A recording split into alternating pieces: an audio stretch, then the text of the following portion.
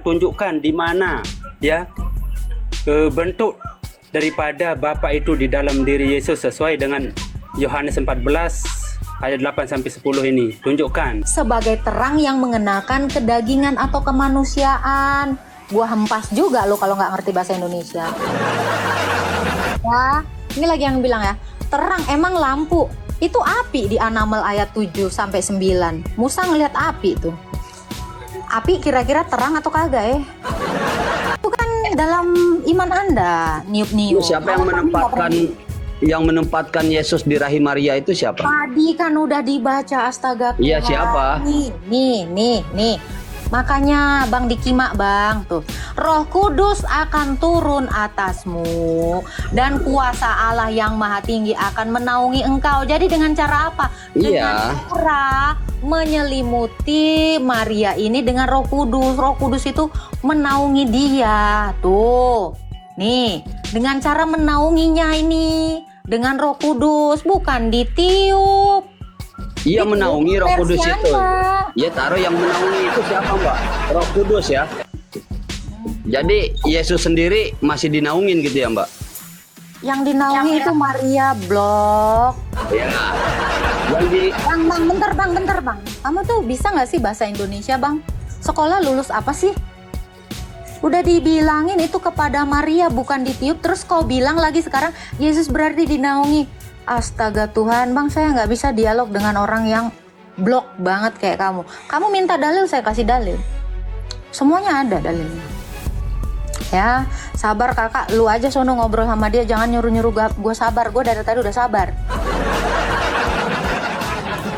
Ya, kalau lu bilang sabar kakak, lu aja kalau ketemu dia lu jambak, yakin gue. Nggak sesabar gue, lu pada, yakin gue. Ya, saya pertanyakan sesuai dengan Yohanes 14 ayat 8. Kata Filipus kepadanya, Tuhan tunjukkanlah Bapa itu kepada kami. Itu sudah cukup bagi kami, kata Yesus kepadanya. Telah sekian lama aku bersama kamu Filipus, namun engkau tidak mengenal aku. Barang siapa telah melihat aku, ia telah melihat Bapa. Ayat ke-10-nya. Tidak percayakah engkau bahwa aku di dalam Bapa dan Bapa di dalam aku? Apa yang aku katakan kepadamu tidak aku katakan diri sendiri ya. Nah, pertanyaan sekarang tunjukkan di mana ya bentuk daripada Bapa itu di dalam diri Yesus sesuai dengan Yohanes 14 ayat 8 sampai 10 ini. Tunjukkan sesuai data. Datanya di Yohanes 14. Iya, datanya yang kamu mau tanyakan itu jawabannya di Yohanes 1 ayat 9. Yohanes berapa? 1 ayat 9, terang. Oke. Apakah terang itu ada di dalam diri Yesus, di dalam diri pribadi Yesus? Baca dulu Yohanes 1 ayat 9. Oke. Apakah ada di dalam, orang dia terangnya kok di dalam.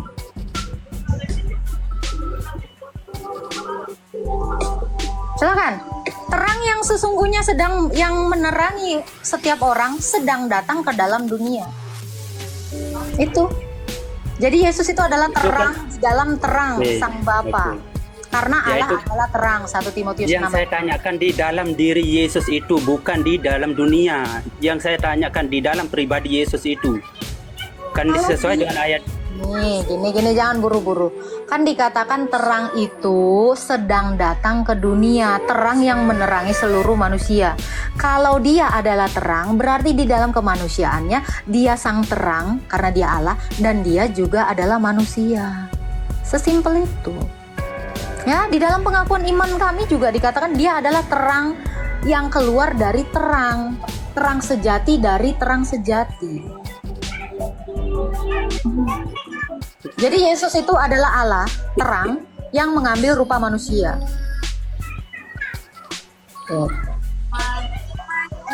Ya kan, Bang? Ya, oke, kan maksud saya di sini kan bahwa aku di dalam Bapa. Nah, ini pernyataan Yesus ya.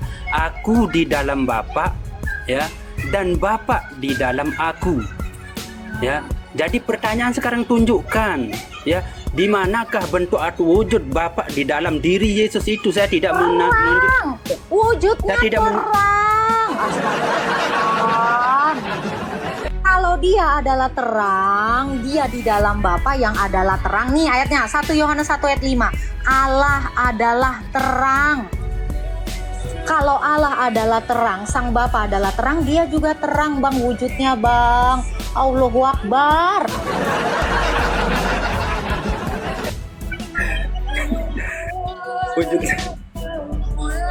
Wujudnya terang kan saya tanya di dalam diri Yesus maksud saya. Bukan saya ditanya yang datang di dunia. Di dalam Nah, diri Yesus saya tahu. itu gini Pak. Allah itu kan terang. Bapa itu terang, Firman itu terang, Roh Kudus itu juga terang. Nah, Firman yang adalah terang itu diutus ke dunia, lalu menjadi manusia. Jadi dia adalah terang yang mengenakan manusia. Maka di dalam Yesus itu adalah Allah yang adalah terang. Kolose 2 ayat 9. Dalam jasmaninya, ini jasmani, berdiam di dalamnya berarti seluruh kepenuhan kealahan. Kalau Allahnya terang ya berarti terang itu di dalam. Makanya Yesus itu kami pahami sebagai terang yang mengenakan kedagingan atau kemanusiaan.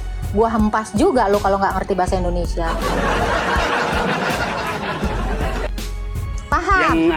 Yang jadi Yesus itu apakah terang atau firman itu yang menyertai Yesus? Firman itu terang, Pak. Ya, wujudnya terang. Yesus itu adalah firman. Dia itu Coba, firman yang wujudnya terang. Karena Allah adalah terang. Wujudnya terang, lalu menjadi manusia. Allah itu terang. Saya tunjukkan sekarang dalam. Udah ayat itu ditunjukkan lah. Itu kan ayat dari tadi. 1 Yohanes 1 ayat 5, Allah adalah terang. Kalau Allah adalah terang, firman-Nya terang. Firman-Nya wujudnya terang. Lu nanya wujud aja ada. Apa yang kurang?